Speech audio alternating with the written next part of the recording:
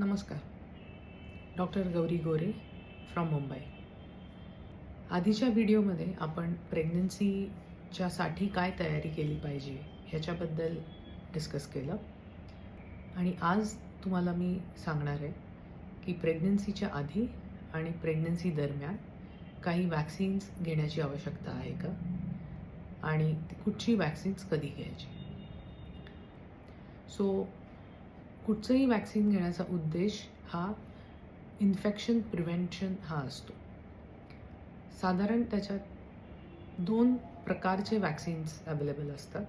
एक म्हणजे live attenuated vaccine, ज्याच्यामध्ये जो पॅथोजन असतो त्याचा एक वीकर स्ट्रेन अंतर्भूत असतो आणि त्याद्वारे ज्या माणसाला आपण वॅक्सिन देतो त्याच्यामध्ये इम्युन रिस्पॉन्स येऊन इम्युनिटी डेव्हलप होते. ही लाईव्ह अटेन्युएटेड वॅक्सिन्स प्रेग्नन्सीमध्ये वापरता येत नाहीत. इनॲक्टिवेटेड वॅक्सिन्स असतात ज्याच्यामध्ये वीकर स्ट्रेन नसतो पण दुसरे काही घटक असतात ज्याच्यामुळे इम्युनिटी तयार होऊ शकते. अशी वॅक्सिन्स ही प्रेग्नन्सीमध्ये वापरता येतात. प्रेग्नन्सी प्लॅन करण्याच्या आधी आपलं वॅक्सिनेशन स्टेटस काय आहे हे समजून घेणं महत्त्वाचं आहे.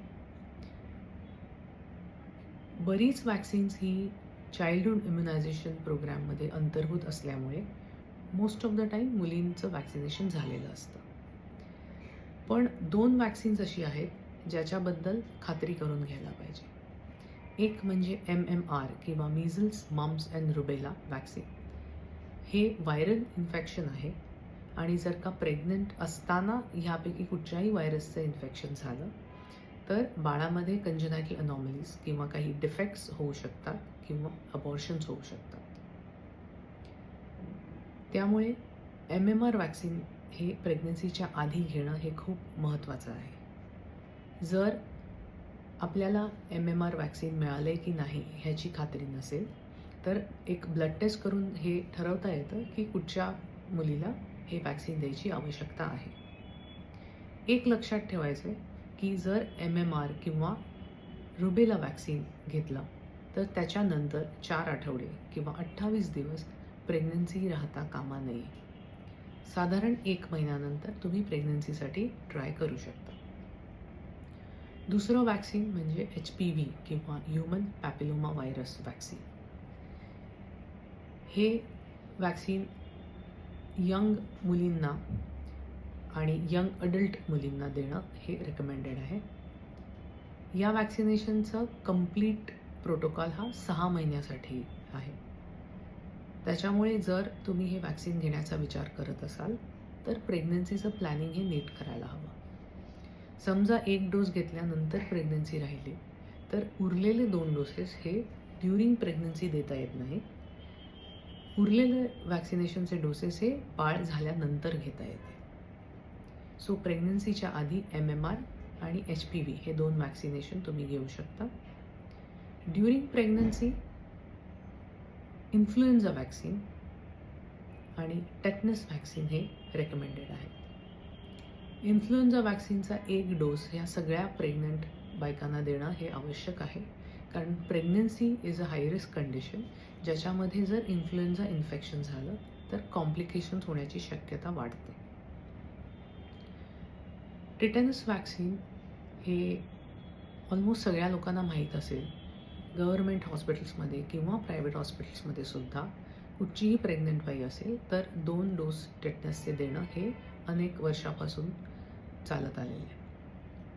आता मात्र आम्ही फक्त टेटनस वॅक्सिन नाही वापरत, कॉम्बिनेशन वापरतो.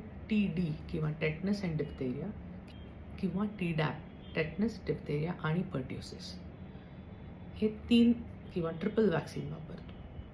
टेटनस, डिप्थेरिया अँड पर्ट्युसिस हे बॅक्टेरियल डिसीजेस आहेत आणि ह्या वॅक्सिनेशनमुळे आईला प्रोटेक्शन तर मिळतंच, पण महत्त्वाचं म्हणजे ह्या अँटीबॉडीज बाळामध्ये सुद्धा ट्रान्सफर होतात आणि त्याच्यामुळे बाळ झाल्या जेव्हा बाळाची प्रतिकारशक्ती कमी असते आणि बाळाला वॅक्सिनेशन झालेलं नसतं त्या काळात इन्फेक्शन प्रिव्हेंट करण्यासाठी ह्या वॅक्सिनेशनचा खूप उपयोग आहे. सो प्रेग्नन्सीमध्ये इन्फ्लुएन्झा आणि TD किंवा TDAP हे वॅक्सिनेशन घ्या. या व्यतिरिक्त हेपॅटायटिस बी वॅक्सिन हे जर आधी घेतलं नसेल तर प्रेग्नन्सीच्या आधी किंवा प्रेग्नन्सी दरम्यानसुद्धा घेता येईल. काही स्पेसिफिक कंडिशन्समध्ये ॲडिशनल वॅक्सिनेशनची गरज पडू शकते. फॉर एक्झाम्पल, जर पॅन्डेमिक असेल, सगळ्यांना कोविड-19चा अनुभव आहेच. सो अशी काही जर साथीचे आजार झाले तर प्रेग्नंट बायकांना स्पेशल वॅक्सिन्स देण्याची प्रोव्हिजन असते. ज्या बायकांची काही दुसऱ्या आजारांमुळे इम्युनिटी कमी आहे किंवा ज्यांचा आधी ट्रान्सप्लांट झाला आहे ज्याच्यामुळे इम्युनिटी कमी आहे, अशा बायकांना काही स्पेसिफिक ॲडिशनल वॅक्सिनेशन्स द्यायला लागतात. जर कोणाला काही कुत्रा चावला किंवा दुसरं काही ॲनिमल बाईट झाले तर रेबीज वॅक्सिनेशन देऊ शकतो प्रेग्नन्सी असेल तरी, ज्याला पोस्ट एक्सपोजर प्रोफिलॅक्सिस असं म्हणतात. वॅक्सिनेशन घेणं हे आईसाठी महत्त्वाचं आहेच, पण बाळाच्या प्रोटेक्शनसाठी सुद्धा हे खूप महत्त्वाचं आहे. तेव्हा या सगळ्याची नीट आठवण ठेवून योग्य वेळेला वॅक्सिनेशन घ्या. धन्यवाद.